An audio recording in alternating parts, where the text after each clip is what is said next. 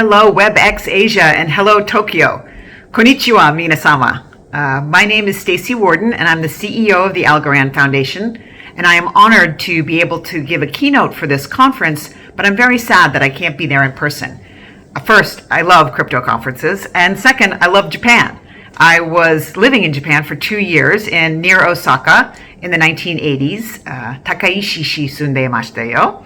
And I am just the biggest fan of Japan and its culture and its people, and especially its food.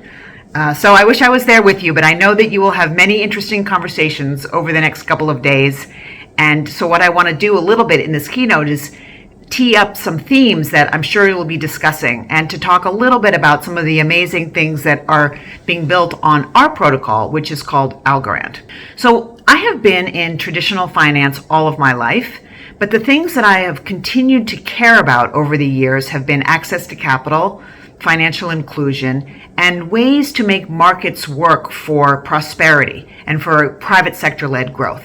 And when I first was introduced to blockchain technology, of course, Bitcoin, like everybody else was, this was back in 2013 for me, immediately was struck by the power of this technology to bring liquidity to markets, to create markets that didn't exist, to have faster and more secure payments, to be able to attest to the integrity of data, and to be able to make micropayments, and to be able to understand where transactions originated from, and to be able to follow the destination of transactions in a way that could maintain value for the creators of that value and could maintain integrity for the transactions all along the chain. So I think that we are not done as an ecosystem figuring out these problems, but at Algorand, we are very focused on figuring out these problems at scale, I would say. So Algorand was, I'll give you a little bit about us and then talk, I think where it's going to be more exciting is to talk a little bit about some of the protocols that are building on Algorand. But we were created by our founder, Silvio Macaulay, who is a professor at MIT, a tenured professor at MIT in cryptography. And he actually invented a number of things that the crypto ecosystem more broadly uses. Verifiable random functions and zero-knowledge proofs, which is a concept well known to many of you in the audience, I'm sure. And for these things, he won the Turing Award in computer science, which is kind of like the Nobel Prize in computer science. And so he watched the ecosystem develop for a number of years, and I think he thought to himself, I could probably build one of those. And so he created Algorand in 2017, built it until 2019 when it went live. And this blockchain is known for a couple of things. It's a very elegant consensus mechanism, and the things that he really focused on as important are some of the things that make us unique from other blockchains. And I'll just list them quickly for you here. Number one, I think the most important thing is that we are a immediate settlement blockchain. That means that when the block is appended, it's done. It can't be reversed. It's 100% sure. And so in some blockchains, as you know, you have to wait till a couple of more blocks go by before you know that your transaction really went through. And on Algorand, in 3.5 seconds, you know that the transaction has gone through. So that's a pretty exciting element, I would say, of our consensus mechanism, and very important when you think about financial markets applications and real payments and real world asset type of applications. The second thing is that we can handle the scale of traditional finance. So we can handle 10,000 transactions per second. And as you know, Visa does about 7,000 transactions per second. So we think we can compete when we go after some of these ideas, we can actually roll them out on a global level. And then the third thing I think is really important to highlight is our very low carbon footprint. So we use the energy that it takes to charge a Tesla every year. And so, we can kind of handle the scale and make sure that we're not doing any degradation to the environment. We have very low fees because, again, it's important for us. We are always thinking about the importance of scale. So you can't scale if your, quote unquote, gas fees are too high. So these are the kinds of things that we think about, and we think about them for the purpose of, as I said, getting our hands around and solving these real world kinds of things that blockchain, at least in theory, can be quite good for. So why don't I give you, in the time remaining, a couple of examples of some of our very creative builders, because as a layer one, we are kind of the substrate that enables, we're the deep and fertile soil that enables a lot of the flowers to bloom. And so it's really about our builders and our creators much more than it is about our blockchain per se.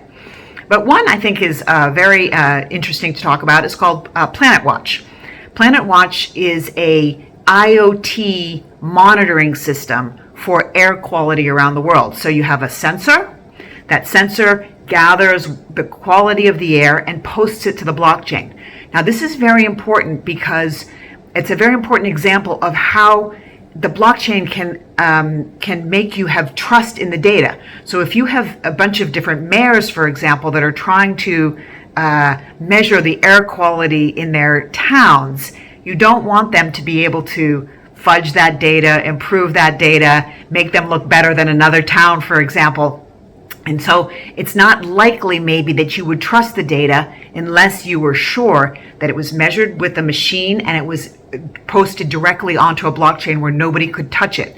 So that's a pretty interesting use case that's gotten a lot of traction in a number of different countries.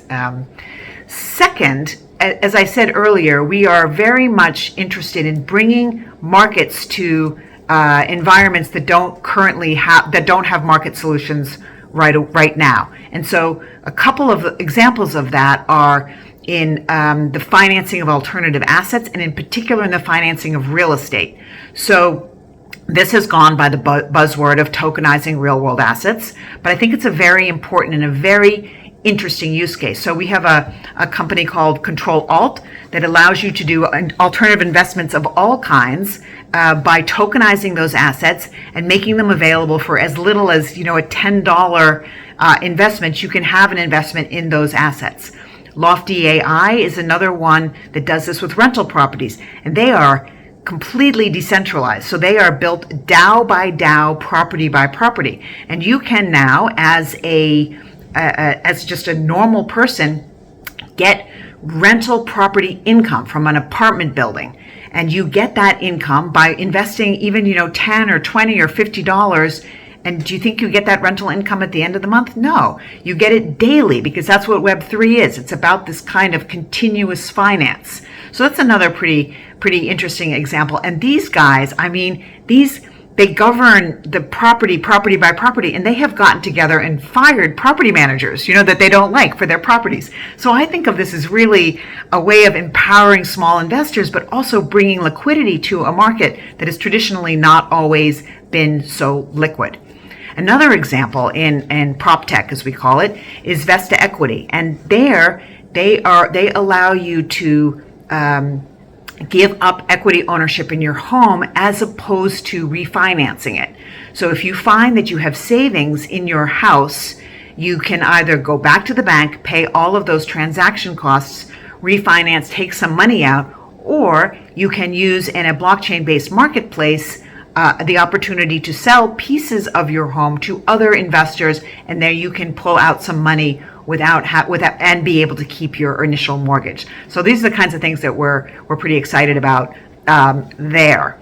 Other really cool examples are, one is in travel. So everybody knows how painful it is when you take a trip, you book a trip, and then you don't take the trip.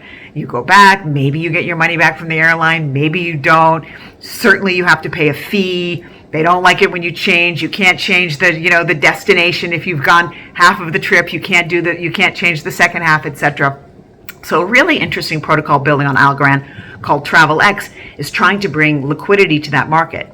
So they've already partnered with one Latin American airline, and they do NFT tickets. So you get your ticket, and then it's an NFT. You can sell that NFT, that non-fungible token, which represents your ticket, to somebody else. And so they're trying to develop a secondary market in airline tickets, which would be kind of an amazing thing, because then you can, book your life out in advance and not worry about, if you can't make the trip, you can always sell your ticket later.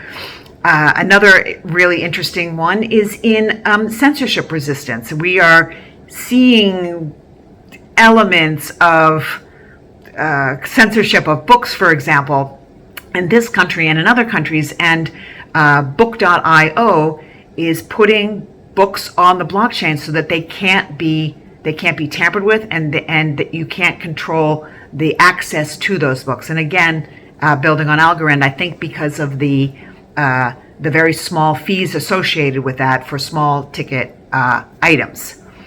I would be remiss if I didn't say something about payments, and so this is one of the areas that we're most excited about. And two things. One is in disaster relief payments in the United States. There we are partnering with some disaster relief agencies to get money immediately to victims of disaster relief. Right now, a lot of times these volunteers, they line up at a big box retailer to get prepaid debit cards, or they travel with prepaid debit cards to hand them out to disaster victims, but that's not a very safe way to do it.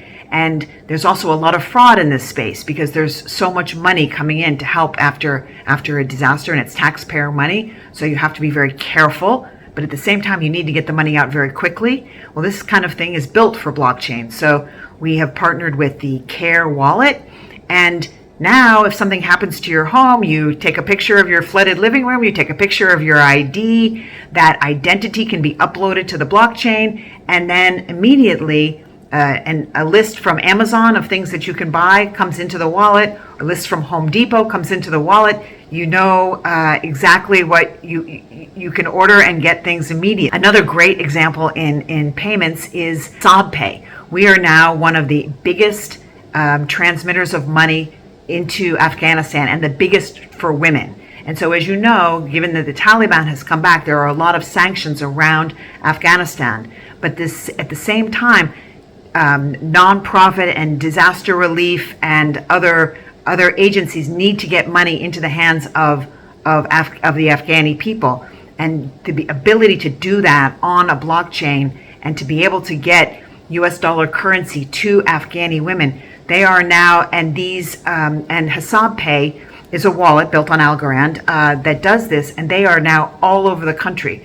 They paid 100,000 electricity bills now using SobPay, and this is, women that can have money, that can keep that money away from husbands or fathers or brothers if they need to, and they know that it's secure, but it's also secure to them, and not and it can be stored on chain in a way that is safe for them. And so these are just some of the examples that make me so excited to be working in this space. And it's not just on Algorand, it's on so many different chains that we're just doing so many amazing things in this space. But Algorand is at the conference. We do have a booth, and we do have people running around, so make sure you either talk to somebody or you go to the booth, Dochi Demoides, and learn more about us, and be a part of Planet Algorand. And so again, I wish you the very best for your conference. I wish I couldn't be there.